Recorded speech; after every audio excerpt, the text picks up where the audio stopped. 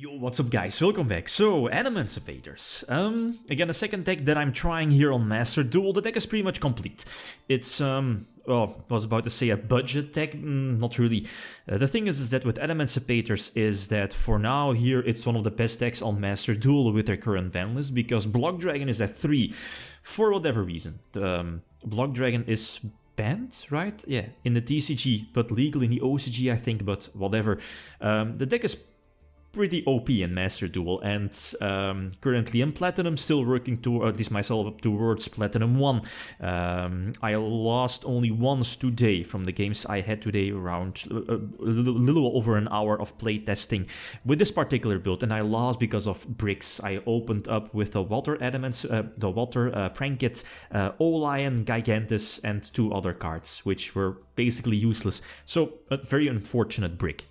I made some small changes to the build, as you saw. No evenly matched in the main deck, no spell and trap destruction in the main deck. That's a choice I made. Again, I want to make the build as consistent as possible going first. You always want to go first. I'm looking at the triple Light of Sekka. The thing is that with Light of Sekka, you can't use other spells and traps during that particular duel if you use Light of Sekka or spells. And that the thing is that I do run double call by. Biggest reason for that is hand traps, and Maxi, mainly Maxi. You don't want your opponent to Maxi you. If your opponent has Maxi, and if you don't have Ash Blossom, which are 3 in the main deck, or called by, it's hard. It's hard for this deck to win, because your opponent will capitalize on that. Unless, of course, you have your own Maxis, Ash Blossoms, Nibiru for your opponent, right? To basically do the same against them. So, if you have no clue how Adamancipator work, it's a super combo-oriented deck. You can definitely go first, you can definitely go second to break through your opponent's board and resources and negations, even without a proper side deck. But Eldritch is a problem. That's the thing, that's the choice I make. But again, you could go for the Lightning Storm, etc. in the main deck. But again, I prefer this particular version for now. So the thing is that Adamancipator, you have to get to Block Dragon as soon as possible. And the rank 4 Granite is there that searches the Block Dragon from the deck. Or Heartroid in this particular build. There are some builds that are running Foolish Burial as well to send the Block Dragon from your deck to the grave, or Union Carrier.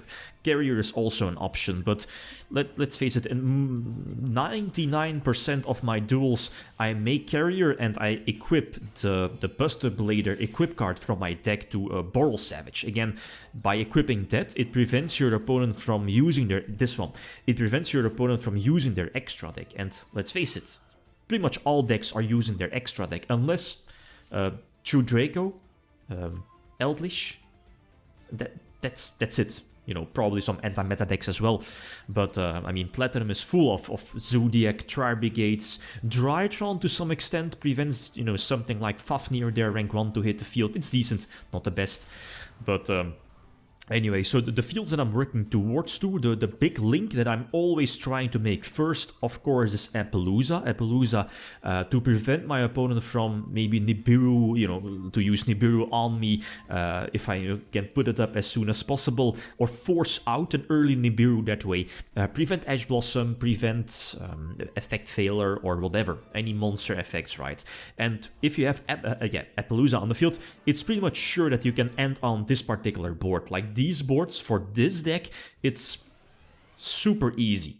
Super easy, as in Appaloosa as your link 4 in the extra monster zone, probably Boral Savage as your level 8 synchro, and then depends on which cards you excavated, but most of the time, 99% of the duels, it's Union Carrier, and if you have the resources, probably you do, it's either Masquerina for the Unicorn play during your opponent's turn, and Block Dragon on the field as you just saw, or Dweller. I was playing, I think in these duels or previously, I was playing Herald of the Arclight, the level 4 synchro in the extra deck, the Omni negation, but I eventually decided to drop that for Dweller. Again, there are just like Drytron.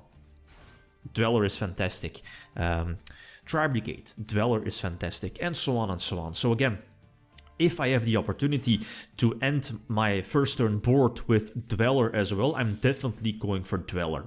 Always, because of that. So again, pretty much the same moves. And that's the thing, is you have to keep track of Nibiru. The thing is that because Master Duel is an automated simulator, you can kind of see if your opponent gets the option to wait or use a hand trap or use something during your turn. Your opponent will have like 1 or 2 seconds extra, so you can kind of see on that if your opponent has an appropriate negation, or let's say if you're beyond your 5th summon, is your opponent, from then on, is your opponent getting some free time or time to think? Then your opponent might have Nibiru. But other than that, I just most of the time kinda, you know, like having the guts to go for it, but it's calculated, right? Because again, you can kind of feel or see that your opponent, if your opponent has like a Nibiru or something like that. So again, the standard opening moves, Appaloosa being the first one, Boral Savage is most of the time the level 8 synchro that I'm going to, first turn. The other level 8 one is the Adamancipator Dragite, sometimes. But yeah, like this happens most of the time. Your opponent is playing an extra deck based deck. They don't have Droplet followed up by Lightning Storm, followed up by Galaxy Cyclone to hit your Buster, and so on and so on.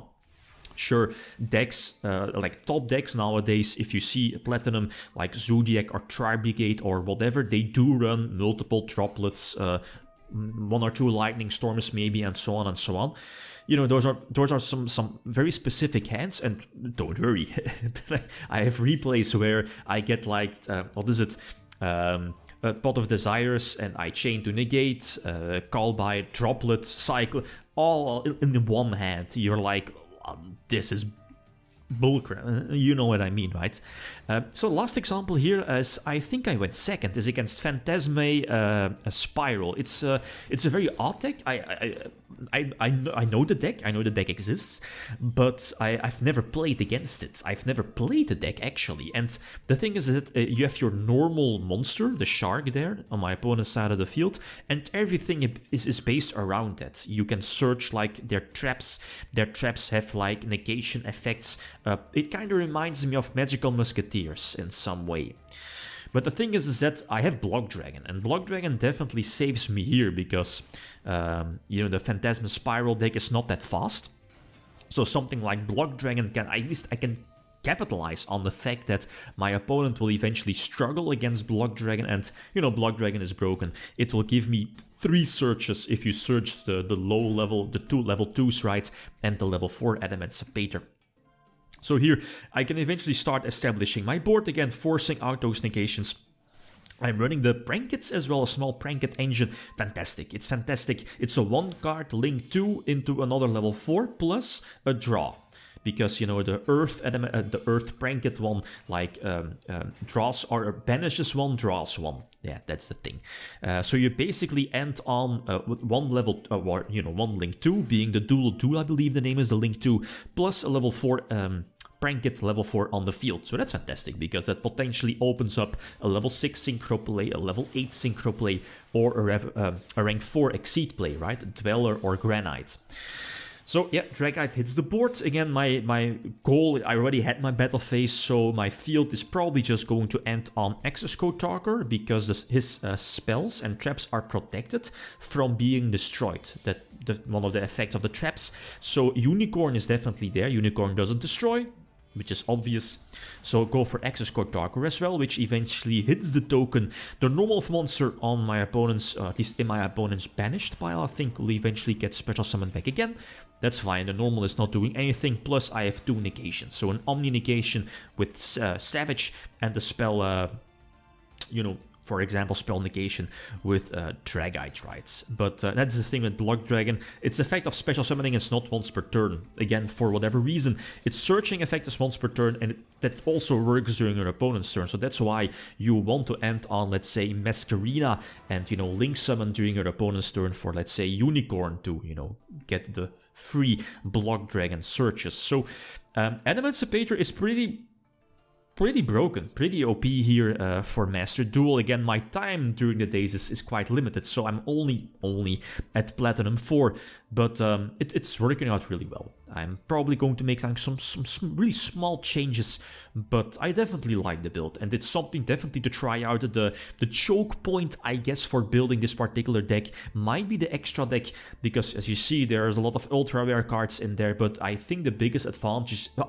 is that pretty much all of them are staples. Access Code, Appaloosa, Unicorn, Masquerina, Union Carrier, Helgi Fibrex, etc., are all staples. In most of the decks nowadays run those, or almost. So I think it's fine to craft those, right?